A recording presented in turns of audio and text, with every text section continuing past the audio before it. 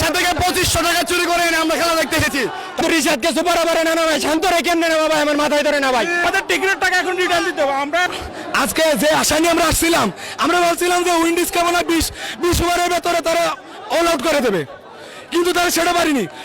সুয়ানের মতো এত সুন্দর একটা ফিটনেস ওলা প্লেয়ার, সেই ইজি একটা ক্যাচ মিস করছে। এরপর আসেন সুপার ওভারে একটা নো বল পাইছে, ভিড় পাইছে, দুটা ওয়াইড পাইছে। এত বড় সুযোগ পাওয়ার পরেও যদি তারা কাজে না লাগাতে পারে, আবার লাস্টের উপর ওয়াইড পাইছে, তারপর মাত্র 11টা রান তারা করতে পারিনি। এর থেকে দুঃখের বিষয় নেই।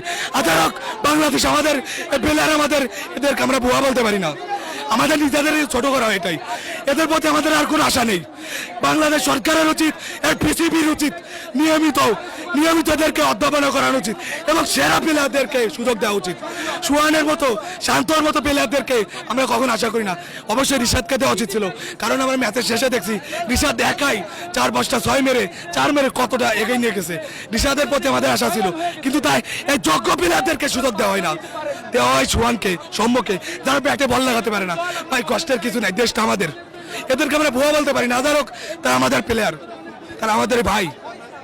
মাত্র ক্যাপ্টেন্সির ভুলের জন্য আজকে আমাদের ম্যাচে, কারণ একটা জিনিস খেয়াল করতে হবে, যেখানে আমাদের বাংলাদেশের মোস্ট যতটি ব্যাটসম্যান আছে তার মধ্যে স্পিনে সবচেয়ে বেশি বেটা হচ্ছেন রিশাদ।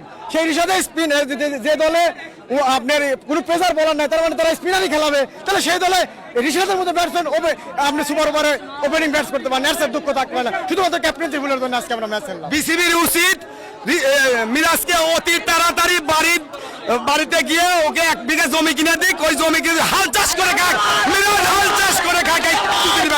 মিরাজ হাল চাষ করে খাক, আমরা চাই মিরাজ হাল চাষ করে খাক। কি জন্য?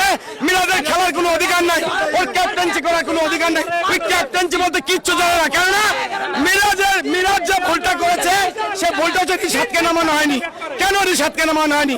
রিশাদ আজকের ম্যাচে 4 থেকে 5টা ছক্কা মেরেছে, সেই প্লেয়ারকে বাদ দিয়ে কেন ওই হচ্ছে সম্মানমতো প্লেয়ার এবং হচ্ছে সাইফের মতো প্লেয়ারকে নামানো হলো? রিশাদকে নামায়নি বিধায় আজকের এই ম্যাচটা হারা হয়েছে। আমি মনে করি বাংলাদেশটা তথা ওই হচ্ছে মিরাজকে চাই বিসিবির কাছে করজোড়ে মিনতি করি, অতি তাড়াতাড়ি ওর অধিনায়কের থেকে বাদ দেওয়া হোক, বাদ দিয়ে ওকে 1 বিঘা জমি কিনে দিক, ওই হাল চাষ করে খাক। ভাইরা আমার সবাই ভালো থাকবে।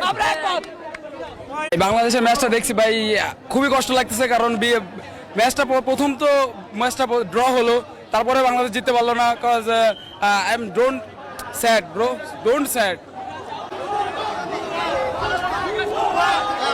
আমাদের টিকিটের টাকা রিটার্ন দিতে হবে। ওরা কি খেলছে? আমাদের টিকিটের টাকা এখন রিটার্ন দিতে হবে। আমরা এত কষ্ট করলো, এত ম্যাচ দেখলাম, এটা কি করলো তারা?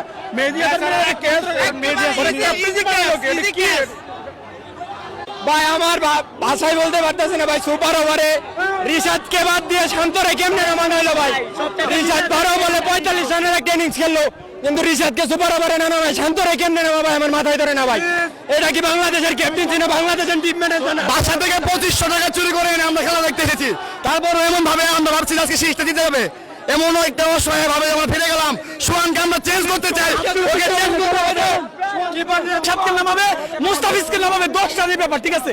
এই 10 রান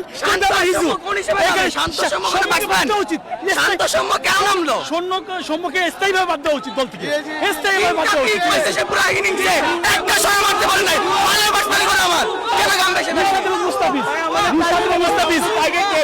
রিশাদ এবং মুস্তাফিজ যদি নামতো ম্যাচ উইন করতো, মাত্র 10 রানের ব্যাপার, আননেসেসারি। ঠিক আছে, সম্মুখে নামাইছে, সম্মুখে কোনো কথা, সম্মুখ কোনো একটা প্লেয়ার 3টা পাইছে, 2টা হোয়াইট পাইছে, একটা নো পাইছে, 0, কিচ্ছু করতে পারে না। ভেরি স্যাড, লজ্জার ব্যাপার, উইন করা ম্যাচ হেরে গেছে, ঠিক আছে? Very sad.